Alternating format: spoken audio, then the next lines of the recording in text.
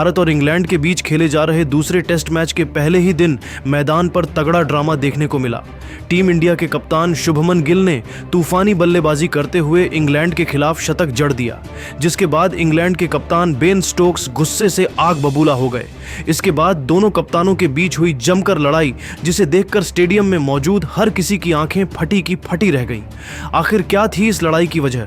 कैसे शुभमन गिल और Ben Stokes के बीच तनातनी की नौबत आ गई और कैसे इस झगड़े को शांत कराया गया? आज हम आपको इस पूरे ड्रामे की पूरी जानकारी देंगे। लेकिन दोस्तों, उससे पहले आप नीचे कमेंट करके बताइए कि शुभमन गिल और बेन स्टोक्स में से कौन है बेहतर कप्तान और बल्लेबाज।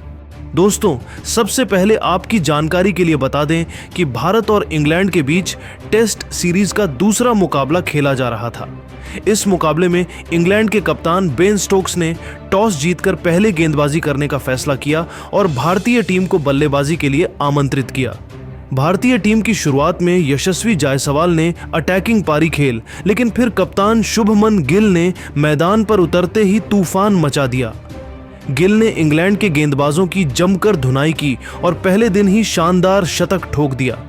उनकी इस आक्रामक बल्लेबाजी ने इंग्लैंड के गेंदबाजों को हक्का बक्का कर दिया। गिल ने अपनी पारी में हर गेंदबाज को निशाना बनाया, खासकर शोएब बशीर और जोश टंग जैसे गेंदबाजों को भी नहीं बख्शा।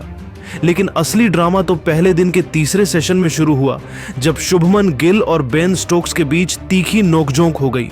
पहले दिन का खेल अपने चरम पर था। शुभमन गिल शतक ठोककर बल्लेबाजी कर रहे थे और भारतीय टीम ने 300 रनों का आंकड़ा पार कर लिया था। इंग्लैंड की टीम दबाव में थी और उनके गेंदबाजों के पास गिल की बल्लेबाजी का कोई जवाब नहीं था। तभी बेन स्टोक्स ने गिल की तरफ कुछ तीखी टिप्पणी की। यह टिप्पणी गिल के एक शॉट को लेकर थी, जिसे स्टोक्स ने आक्रामक और अनावश्यक बताया।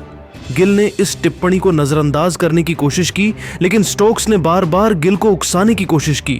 आखिरकार गिल का सब्र टूट गया और उन्होंने स्टोक्स को जवाब देना शुरू कर दिया। दोनों खिलाड़ियों के बीच मैदान पर ही तीखी बहस शुरू हो गई। स्टोक्स ने गिल की बल्लेबाजी शैली पर सवाल उठाए, जबकि गिल ने स्टोक्स को उनकी कप्तानी और गेंदबाजी रणनीति पर तंज कसा। यह बहस इतनी गर्म हो गई कि दोनों खिलाड़ी एक दूसरे के सामने आ गए। गिल अपने बल्ले को हवा में लहराते हुए स्टोक्स को कुछ कह रहे थे, जबकि स्टोक्स भी पीछे नहीं हटे और गुस्से में जवाब दे रहे थे।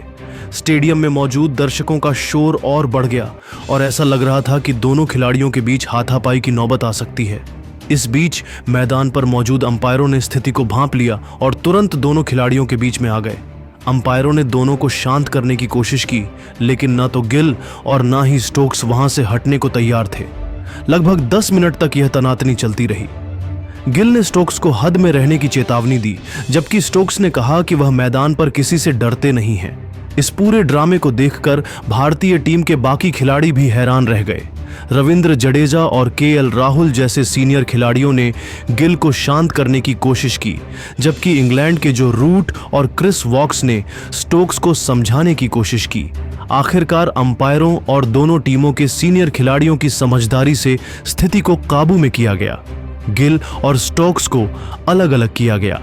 अंपायरों ने दोनों खिलाड़ियों को चेतावनी दी कि अगर ऐसा व्यवहार दोबारा हुआ तो उन पर कार्रवाई की जाएगी। पहले दिन का माहौल पूरी तरह से गर्म हो चुका था। गिल ने अपनी पारी को उसी आक्रामक अंदाज में जारी रखा और पहले दिन का खेल खत्म होने तक भारत ने 310 रनों का स्कोर बना लिया था। गिल नाबाद 114 रनों पर बल्लेबाजी कर रहे थे। दूसरी तरफ बेन स्टोक्स और उनकी टीम पूरी तरह से दबाव में थी। गिल की बल्लेबाजी ने न केवल इंग्लैंड के गेंदबाजों को परेशान किया, बल्कि स्टोक्स की कप्तानी पर भी सवाल खड़े कर दिए। दोस्तों, यह था पहले दिन का वह तगड़ा ड्रामा, जिसमें शुभमन गिल और बेन स्टोक्स के बीच हुई तीखी नोक झोंक ने सभी का ध्यान खींचा। लेकिन अब सवाल यह है कि इस पूरे मामले में गलती किसकी थी? आप खुद नीचे कमेंट करके बताइए। इंग्लैंड के खिलाफ दूसरे टेस्ट मैच में यशस्वी जायसवाल का आया जबरदस्त तूफान। तांडव मचाते हुए जायसवाल ने इंग्लैंड के गेंदबाजों की बखिया उधेड़ते हुए चौकों और छक्कों की बारिश करके न सिर्फ तूफानी अंदाज में 87 रनों की पारी खेला, बल्कि वीरेंद्र सहवाग और राहुल द्रविड़ जैसे बड़े बड़े दिग्गज खिलाड़ियों के रिकॉर्ड को भी चुनौती दिया। तो आखिर यशस्वी जायसवाल ने कितने गेंदों में अपना अर्धशतक पूरा किया? अपने बल्लेबाजी के दौरान यशस्वी ने कितने चौके और छक्के लगाए और किन किन दिग्गजों के रिकॉर्ड को चुनौती दिया?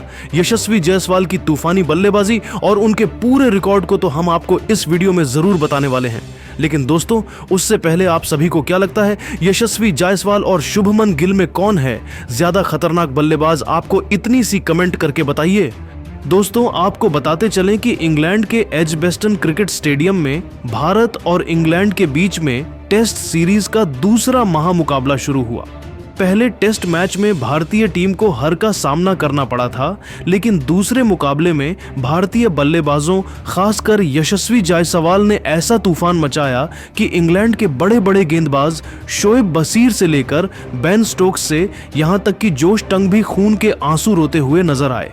आपको बताने की भारतीय टीम की तरफ से ओपनिंग करने के लिए यशस्वी जायसवाल और केएल राहुल मैदान पर उतरे थे, लेकिन मात्र 15 रन के स्कोर पर ही टीम इंडिया का पहला विकेट केएल राहुल के रूप में गिर गया। इसके बावजूद यशस्वी जायसवाल के बल्लेबाजी करने की शैली पर कोई भी प्रभाव नहीं पड़ा और पहले तो उन्होंने करुण नायर के साथ मिलकर भारत के पारी को संभाला, फिर वह और ज्यादा आक्रामक होते चले गए और देखते ही देखते उन्होंने चौकों और छक्कों की बारिश करते हुए तूफानी अंदाज में 87 रन ठोककर पूरे क्रिकेट जगत में जबरदस्त टहलका मचा दिया। यहां तक कि यशस्वी जायसवाल ने राहुल द्रविड़ और वीरेंद्र सहवाग के रिकॉर्ड को भी टक्कर दिया है। तो वीडियो के अंत तक बने रहिए, हम आपको यशस्वी जायसवाल के पूरे रिकॉर्ड और उनके तूफानी बल्लेबाजी को दिखाने वाले हैं।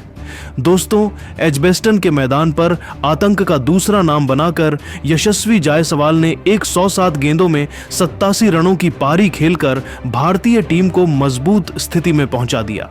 अपने इस बल्लेबाजी के दौरान यशस्वी ने ताबड़तोड़ अंदाज में 13 जबरदस्त चौके लगाए।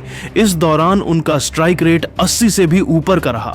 यशस्वी जायसवाल के टेस्ट करियर का यह 11वां अर्धशतक था। दोस्तों, जिस अंदाज में यशस्वी जायसवाल ने बल्लेबाजी किया, उन्होंने बता दिया कि वह बड़े मैचों के खिलाड़ी हैं। वह कल राहुल के साथ मिलकर टीम इंडिया की तरफ से ओपनिंग करने के लिए उतरे थे। भारतीय टीम का पहला विकेट सिर्फ 15 रनों के स्कोर पर ही गिर गया था। फिर उन्होंने करुण नायर के साथ मिलकर 80 रनों की साझेदारी करके टीम इंडिया के स्कोर को 95 रनों तक पहुंचा दिया।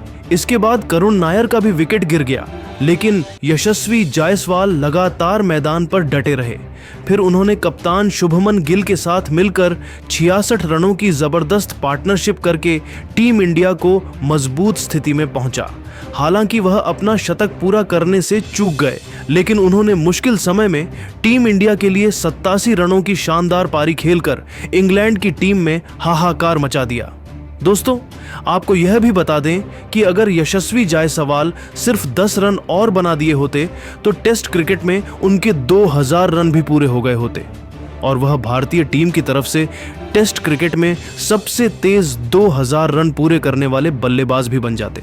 लेकिन यशस्वी जायसवाल अभी टेस्ट क्रिकेट में 2000 रन पूरा करने से 10 रन दूर है और टेस्ट फॉर्मेट में सबसे तेज 2000 रन पूरा करने का रिकॉर्ड अभी फिलहाल भारतीय टीम के दिग्गज बल्लेबाजों राहुल द्रविड़ और वीरेंद्र सहवाग के नाम है।